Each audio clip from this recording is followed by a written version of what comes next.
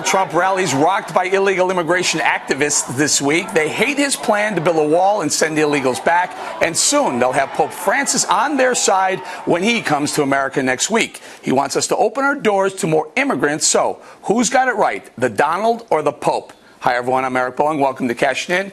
Our Cashin crew this week, Wayne Rogers, Jonathan Hoenig, Michelle Fields, and also joining us, Juan Williams and Jessica Tarlov. Welcome, everybody. Okay, Michelle, who's got it right, these protesters and the Pope or the Donald, the Trump?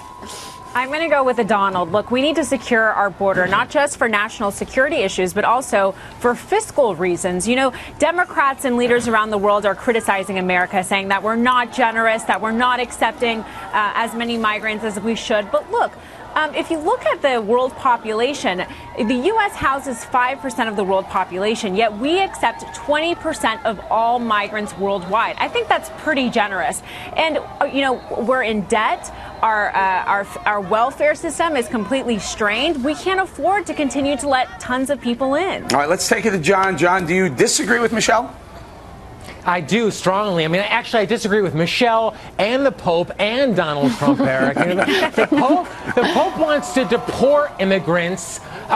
Trump wants to deport immigrants. The Pope wants to take care of them. They're both wrong. I mean, what is the role of government in this situation? It is to protect people from legitimate threats. You know, like Islamists, rapists, murderers. But people want to come here and work here.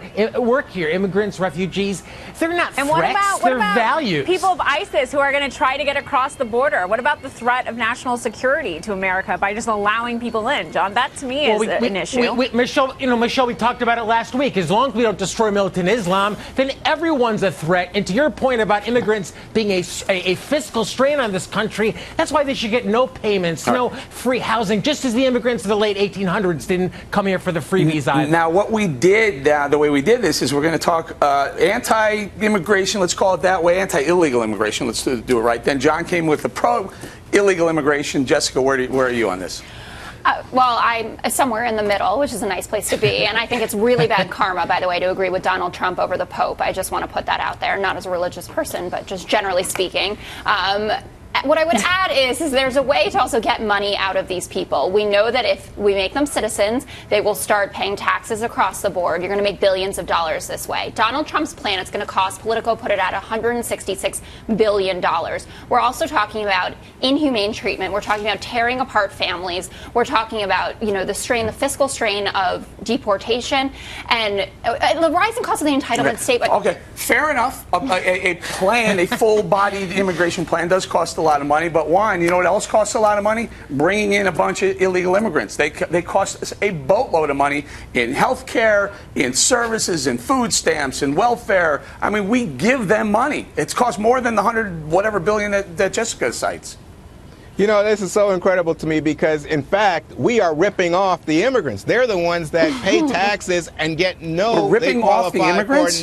How are we ripping off?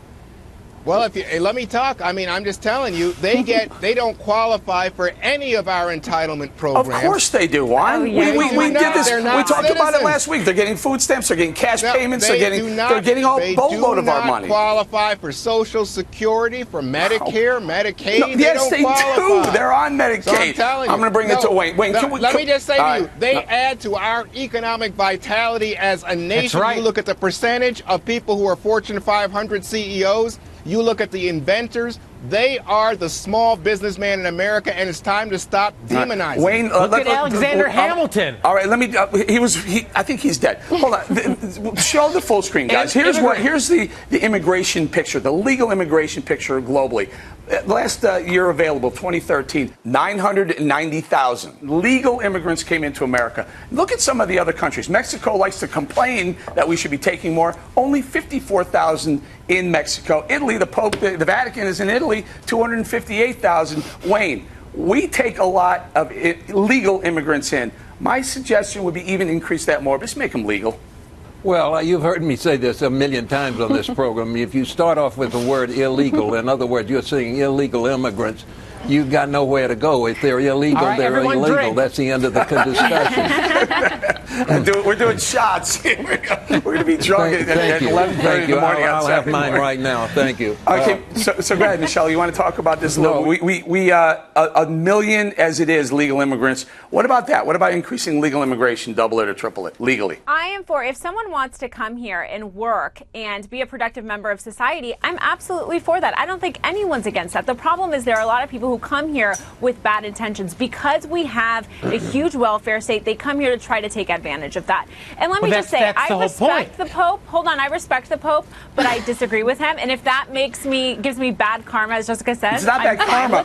Michelle, it's the Holy Father. I'm not listening. I'm not listening. Come on, guys. Please, we have to agree with the Pope. The Pope is always right. I disagree with him. No. I disagree with him. Go ahead, John. Well, that's the whole point. A country is held together by its ideas, it's not a pen. It's not like, we're all fenced in or fenced out. It's those ideas. So just the fact that we have all those welfare programs, people can come here and get free housing and get free health care and get free education. That's the issue. People should come here to work their what's off. And if they need money, if they need assistance, let it come from the private charities, let it come from private individuals, and let them sponsor the next generations of America. Shouldn't be a drain on the public coffers. Go ahead, Wayne.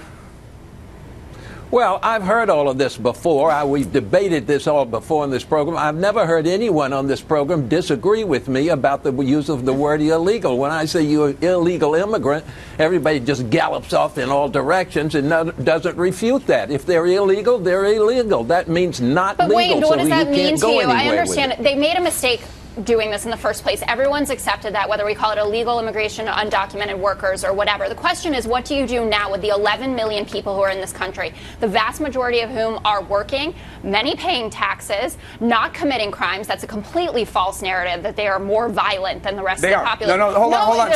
Stop right there. Stop right there. It is not a false narrative. Illegal immigrants commit crime at a higher rate than legal immigrants and Americans. Now that's the border. Crossing the border, not violent crime. Violent crime. That's There's an increase in violent crime. Their numbers are higher rate than legal immigrants or Americans. The point is, we know that you're not going to go door to door rounding these people up, no matter what Donald Trump says. We are a nation of immigrants. This is not how we treat people, and we should find a viable solution. Marco Rubio brought up in the debate the idea of people but sweetheart, all due respect, you say we should find a viable solution. Everybody knows that. Of course we should find a viable solution. But nobody suggests that. Nobody can rounding give people you rounding people up is not a viable solution. Exactly. Putting people on trains out of town or rounding them up and putting them on trucks to ship them off to who knows where, that is not a viable solution. Okay, Michelle, you want to wrap this whole thing up. Go ahead, Michelle. Let me just quickly say before Michelle jumps in, God bless Jonathan, because that is such an ugly image of us putting people on trains. What kind of country are we becoming? And you talk about things like anchor babies. Trump is just wrong. He said at the debate, we're the only country that has it. 30 countries acknowledge us. This is just the kind of attacks on also, immigrants. We should be proud that we're a country that does this. And go ahead, Michelle. Well, look, I think that maybe Trump didn't articulate his position as well as he could have, but I do think that he's tapped into something that people are very unhappy about, and that is the border crisis. We need to fix it. But we know all of that. We know all of that.